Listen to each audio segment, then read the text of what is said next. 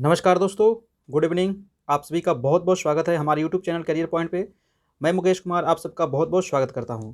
चलिए दोस्तों, स्टार्ट करते हैं बीपीएससी एंड बिहार दरोगा बिहार से संबंधित महत्वपूर्ण प्रश्न जो आज होगा चौथा दिन। इसके पहले 3 दिन आपका हो चुका है। अगर आप वो नहीं देखे हैं तो जाइए प्लेलिस्ट में, आपको सभी वीडियो मिल जाएगा, वहाँ से आप आसानी से देख सकते हैं। तो चलिए दोस्तों, स्टार्ट करते हैं। और जिन दोस्तों को व्हाट्सएप ग्रुप से अगर जुड़ना है तो ये आपका नंबर है, आप इस पर मैसेज करें, आपको व्हाट्सएप ग्रुप में ऐड कर दिया जाएगा। वहाँ डेली बेसिस पे आपको मटेरियल प्रोवाइड कराया जाता है। और आज हम लोग देखेंगे टॉप 50 प्रश्न जो बार बार एग्जाम में पूछे जाते हैं बिहार के इतिहास से संबंधित। ठीक है दोस्तों, और इसका पीडीएफ चाहिए तो आप हमारे टेलीग्राम चैनल ज्वाइन कीजिए। ये आपका टेलीग्राम चैनल का लिंक है, वीडियो के नीचे आपको मिल जाएगा, जहाँ से आप टेलीग्राम चैनल को ज्वाइन कर सकते हैं। और ये दोस्तों हमारा फेसबुक पेज है ज्योग्राफी बाय मुकेश कुमार, तो प्लीज़ आप लोग इसे ज़रूर से ज़रूर लाइक करें। चलिए दोस्तों, स्टार्ट करते हैं आज का ये प्रश्न। और वीडियो अच्छा लगे तो एक लाइक कीजिएगा, और चैनल पे नए हैं तो चैनल को जरूर से जरूर दोस्तों सब्सक्राइब कर लीजिएगा, ताकि आपको नेक्स्ट वीडियो इसी प्रकार से मिलता रहे।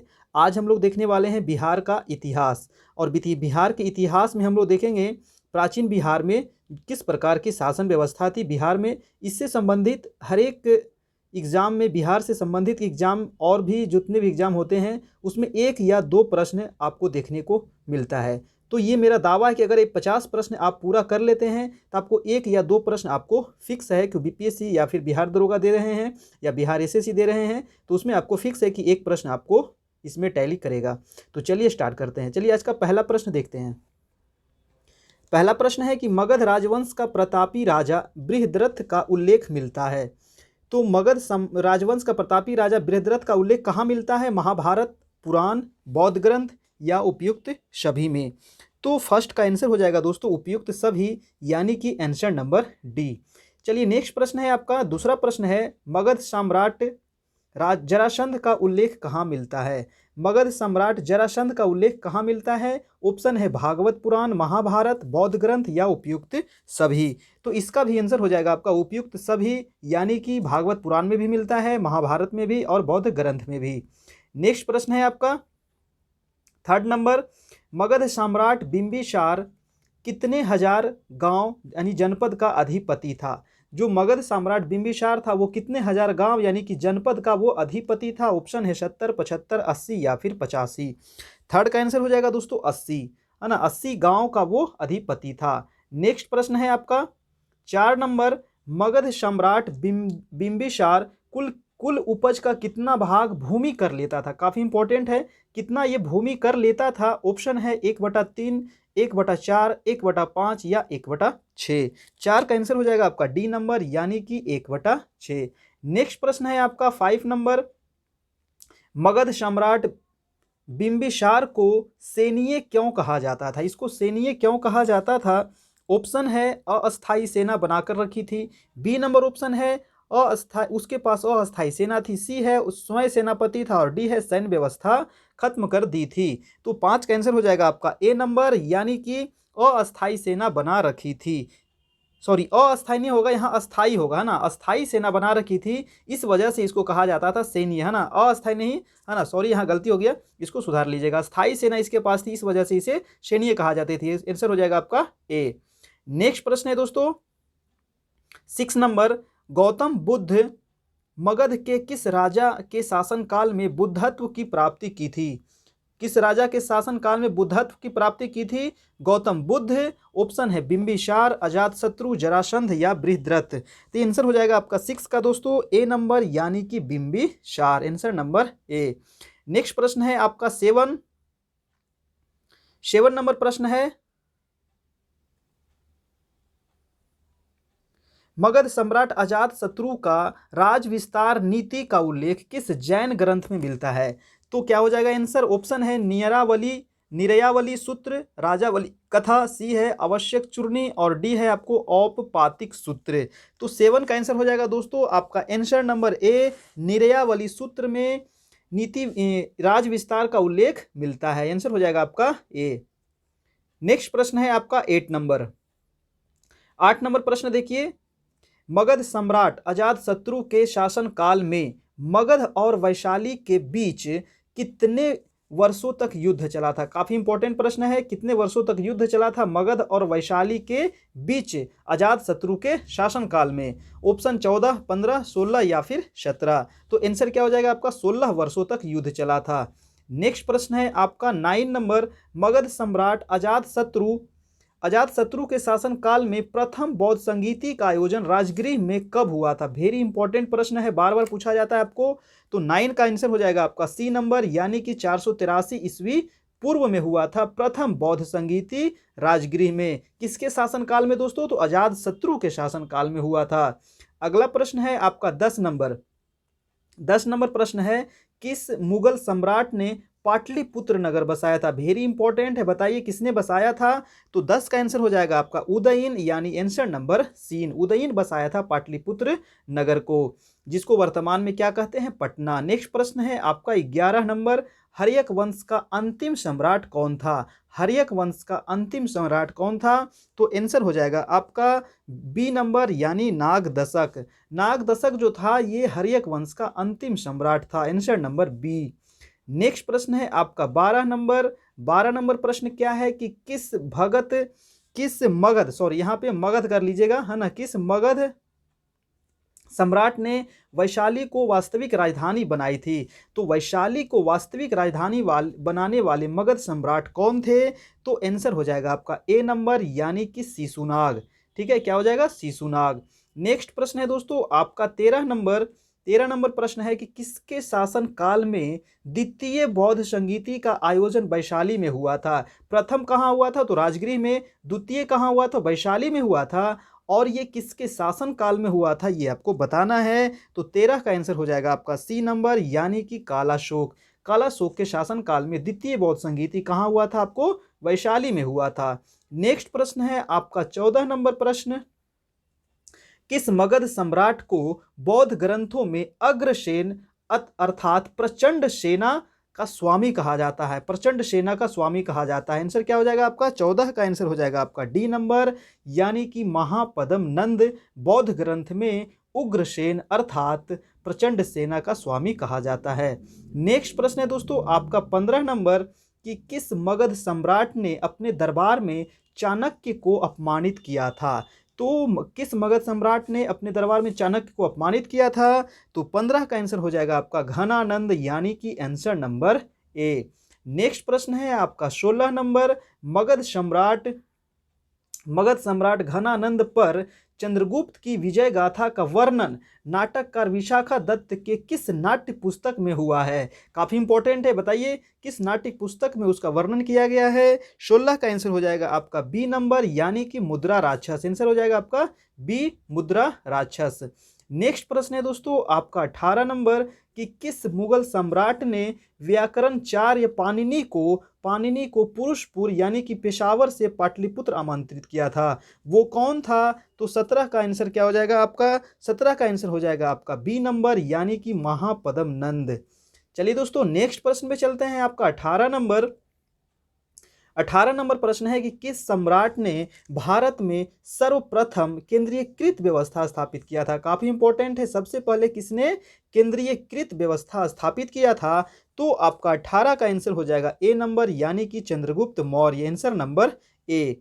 नेक्स्ट प्रश्न है आपका 19 नंबर, की मौर्यकालीन शासन व्यवस्था कितने प्रांतीय भागों में विभक्त था? तो मौर्यकालीन शासन व्यवस्था जो था कितने प्रांतीय भागों में विभक्त था? 19 का आंसर हो जाएगा आपका 5, यानी कि 5 भागों में ये विभक्त था। काफी इंपॉर्टेंट है, याद रखिएगा। नेक्स्ट प्रश्न है आपका 20 नंबर, कि वह ग्रंथ जिसमें पाटलिपुत्र प्रशासन का वर्णन उपलब्ध है। काफी इंपॉर्टेंट है, उस ग्रंथ का आपको नाम बताना है। 20 का आंसर हो जाएगा आपका इंडिका। और इंडिका किसने लिखा है दोस्तों? तो मेगास्थनीज ने। ये काफी इंपॉर्टेंट, बहुत बार पूछा गया, जिसमें पाटलिपुत्र के प्रशासन का वर्णन किया गया उसमें। नेक्स्ट प्रश्न है आपका 21, मौर्यकालीन राजा व्यवस्था के किस अंग का प्रमुख होता था? तो ऑप्शन है कार्यपालिका, व्यवस्थापिका, न्यायपालिका या उपयुक्त सभी। तो 21 का आंसर हो जाएगा आपका उपयुक्त सभी। नेक्स्ट प्रश्न है आपका 22 नंबर प्रश्न है कि मौर्यकालीन नगर प्रशासन में कितनी समितियों का सहयोग रहता था? तो कितनी समितियों का सहयोग रहता था दोस्तों? ऑप्शन है 4, 5, 6 और 7। तो आपका आंसर हो जाएगा answer number C. Answer number क्या हो जाएगा? सी, यानी कि 6 समितियों का सहयोग रहता था। नेक्स्ट प्रश्न है दोस्तों आपका 23 नंबर प्रश्न है, मौर्यकालीन मंत्री परिषद में कितने मंत्री होते थे? तो मौर्यकालीन जो मंत्री परिषद होते थे, इसमें कितने मंत्री होते थे? ऑप्शन है 8 से 10, 9 से 11, 10 से 11 या फिर 12 से लेके 20 तक। तो आंसर हो जाएगा इसमें मंत्रियों की जो संख्या थी 12 से लेके 20 तक। आंसर नंबर आपका डी। नेक्स्ट प्रश्न देखते हैं आपका 22 कि मौर्यकालीन केंद्रीय शासन संचालन के लिए कई विभाग बनाए गए थे। उन विभाग को क्या कहा जाता है? उस विभाग का नाम बताना है। ऑप्शन है व्यवहारिक विभाग, तीर्थ या फिर स्थानिक। 24 का आपका आंसर हो जाएगा, उसको कहा जाता था तीर्थ। Answer number C. चलिए दोस्तों नेक्स्ट प्रश्न है आपका 25 की कौटिल्य के अर्थशास्त्र में ये काफी इंपॉर्टेंट है, कितने तीर्थों यानी विभागों का उल्लेख है? अर्थशास्त्र किसने लिखा है? कौटिल्य ने लिखा है, ठीक है। और इसमें कितने विभाग का उल्लेख है? तो आपका 25 का आंसर नंबर हो जाएगा आपका डी, यानी कि 18 विभागों का इसमें उल्लेख किया गया है। नेक्स्ट है आपका 26 प्रश्न है कि मौर्यकालीन गुप्तचर व्यवस्था कितने भागों में विभक्त थी? गुप्तचर जो व्यवस्था था मौर्यकालीन, ये कितने भागों में विभक्त थी? आंसर हो जाएगा आपका 26 का आंसर नंबर ए, यानी कि 2 भागों में विभक्त थी। आंसर क्या हो जाएगा आपका? ए। चलिए अगला प्रश्न है आपका 27 कि मौर्यकालीन राजस्व के कितने स्रोत थे? काफी इंपॉर्टेंट है, बताइए मौर्यकालीन राजस्व के कितने स्रोत हैं? 5, 6, 7 या फिर 8? तो इसका आंसर हो जाएगा आपका सी नंबर, यानी कि 7 स्रोत है। नेक्स्ट प्रश्न पे चलते हैं आपका 28 प्रश्न क्या कहता है कि मौर्यकालीन मुद्रा क्या कहलाती थी? तो मौर्यकालीन जो मुद्रा क्या कहलाती थी बताइए दोस्तों, काफी इंपॉर्टेंट प्रश्न है। तो इसका आंसर हो जाएगा आपको पन। इसको क्या कहते थे? पन कहते थे ना, ये काफी इंपॉर्टेंट, याद रखिएगा। चलिए अगला प्रश्न है आपका 29 प्रश्न क्या है कि अर्थशास्त्र में सीता यानी कि भूमि की व्यवस्था इस प्रकार है। सीता भूमि की व्यवस्था किस प्रकार थी? सीता किसको कहते थे? भूमि को कहा जाता था। उसकी व्याख्या किस प्रकार की गई थी? तो देखिए 29 का आंसर हो जाएगा आपका ए नंबर, यानी कि भूमि पर खेती से प्राप्त होने वाली आय। आंसर नंबर हो जाएगा आपका ए। नेक्स्ट प्रश्न देखते हैं आपका 30 नंबर, यानी कि 30 नंबर प्रश्न है कि मौर्य सम्राट बिंदुसार के दरबार में यूनानी शासक एंटियोकस प्रथम ने किसे राजदूत बनाकर भेजा था? तो बिंदुसार के दरबार में यूनानी शासक एंटियोकस प्रथम ने किसे राजदूत बनाकर भेजा था? तो 30 का आंसर हो जाएगा आपका मेगास्थनीज। किसको भेजा था? मेगास्थनीज को। आंसर हो जाएगा आपका डी। नेक्स्ट प्रश्न चलते हैं आपका 31 प्रश्न है कि ग्रीक शासक सेल्यूकस को किसने पराजित किया था? बताइए, ग्रीक शासक था ये सेल्यूकस, इसको पराजित किसने किया था? तो 31 का आंसर हो जाएगा आपका सी नंबर, यानी कि चंद्रगुप्त मौर्य। चंद्रगुप्त मौर्य ने सेल्यूकस को पराजित किया था। अगला प्रश्न है आपका 32 नंबर प्रश्न है कि पहाड़ी गुफाओं में कितने आजीवकों के लिए, है ना, कितने आजीवकों के लिए गुफाओं का निर्माण कराया था, है ना? तो बताइए कितने नहीं होगा यहाँ पे, किसने होगा, है ना? किसने करवाया था दोस्तों? तो ऑप्शन है आपको अशोक दशरथ, बी है दशरथ बिंदुसार, सी है आपको बिंदुसार शतधनुष और डी है आपको देववर्मन या दशरथ। तो 32 का आंसर हो जाएगा आपका बी नंबर, यानी कि दशरथ बिंदुसार ने करवाया था आजीवकों के लिए गुफाओं का निर्माण। कहाँ करवाया था? तो नागार्जुनी पहाड़ी में करवाया था, याद रखिएगा। Answer number B. नेक्स्ट प्रश्न है दोस्तों आपका 33, किस मुगल सम्राट ने गुप्त संवत का प्रवर्तन किया था? काफी इंपॉर्टेंट है, किसने किया था गुप्त संवत का प्रवर्तन? तो 33 का आंसर हो जाएगा आपका चंद्रगुप्त प्रथम, यानी आंसर नंबर बी। ठीक है, चलिए नेक्स्ट प्रश्न है आपका 34 नंबर प्रश्न है कि किस मगध सम्राट के शासन काल में चीनी यात्री फाहियान, काफी इंपॉर्टेंट है, यह फाहियान कहाँ का यात्री था? चीन का यात्री था, यह भी पूछ लिया जाता है, यानी भारत पहुंचा था। किसके शासन काल में आया था? ये वेरी इंपॉर्टेंट, ठीक है, कई बार पूछा गया है। 34 का आंसर हो जाएगा आपका आंसर नंबर बी, यानी कि चंद्रगुप्त द्वितीय के शासन काल में चीनी यात्री फाहियान भारत आया था। नेक्स्ट प्रश्न है आपका 35, चंद्रगुप्त प्रथम का राज्याभिषेक कहाँ हुआ था? काफी इंपॉर्टेंट दोस्तों, इसका राज्याभिषेक कहाँ किया गया था? ऑप्शन देखिए 4 और इसका आंसर क्या हो जाएगा 35 का आंसर हो जाएगा आपका सी नंबर, यानी कि पाटलिपुत्र में इसका राज्याभिषेक किया गया था चंद्रगुप्त प्रथम का। नेक्स्ट है आपका 36 कि गुप्त वंश की स्थापना कब हुई थी। तो गुप्त वंश की स्थापना आपको बताना है इसकी कब हुई थी। तो 36 का आंसर हो जाएगा आपका आंसर नंबर बी, यानी कि 320 ईस्वी में इसकी स्थापना हुई थी। नेक्स्ट प्रश्न है आपका 37, बिहार में गुप्त शक्ति के संगठन का श्रेय किसे दिया जाता है। तो बिहार में गुप्त शक्ति के संगठन का श्रेय किसे दिया जाता है। आंसर हो जाएगा दोस्तों आपका बी नंबर, यानी कि चंद्रगुप्त द्वितीय को शक्ति संगठन का श्रेय दिया जाता है। अगला प्रश्न है आपका 38 नंबर प्रश्न देखिए कि किस शासक ने सिंहल किसको कहा जाता था, श्रीलंका को, यहाँ के राजा मेघवर्मन ने बोध गया में बौद्ध मठ स्थापित करने की अनुमति मांगी थी। तो किस शासक से मांगा था अनुमति। तो 38 का आंसर हो जाएगा आपका सी नंबर, यानी कि समुद्रगुप्त से मांगा था। ठीक है ना। सिंहल किसको कहते थे दोस्तों, श्रीलंका के राजा को। अगला प्रश्न देख लेते हैं आपका 39 प्रश्न है कि नालंदा विश्वविद्यालय के स्थापना का युग बताना। अच्छा, नालंदा जो विश्वविद्यालय इसकी स्थापना का युग बताइए, वो कौन सा युग में इसकी स्थापना हुई थी। ऑप्शन है मौर्य, कुषाण, गुप्त या फिर पाल।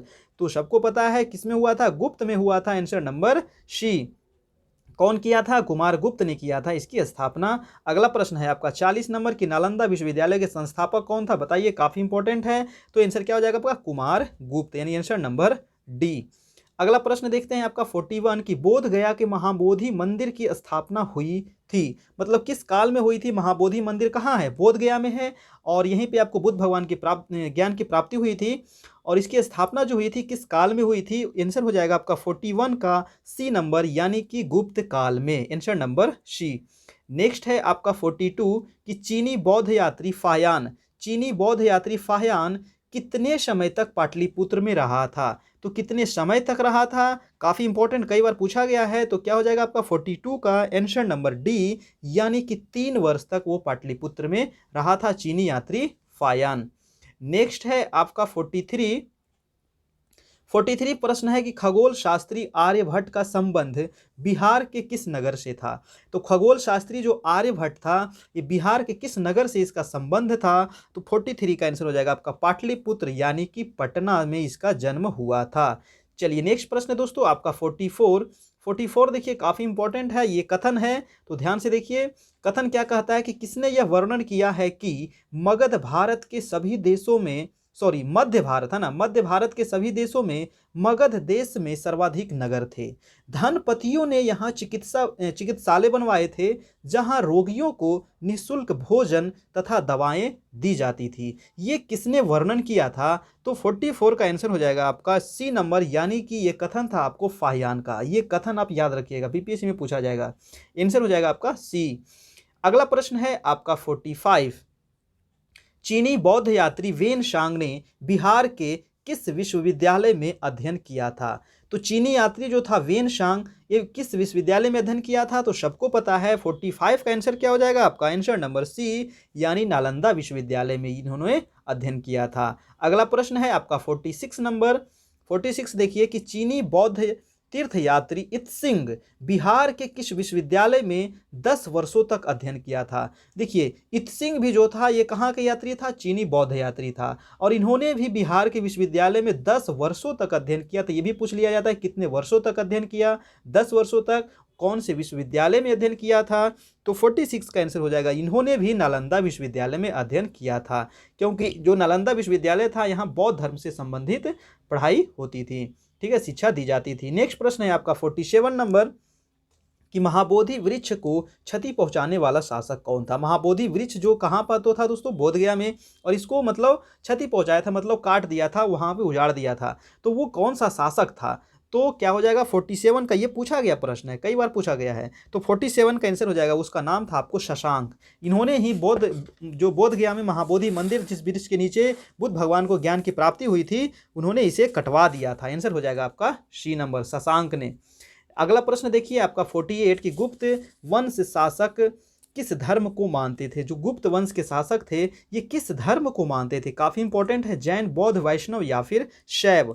तो आपका 48 का आंसर हो जाएगा आपका आंसर नंबर बी, यानी कि ये बौद्ध धर्म को मानते थे। अगला प्रश्न चलते हैं दोस्तों, आपका 49 नंबर। 49 प्रश्न क्या है कि मगध के किस परवर्ती गुप्त वंश का अंतिम शासक था?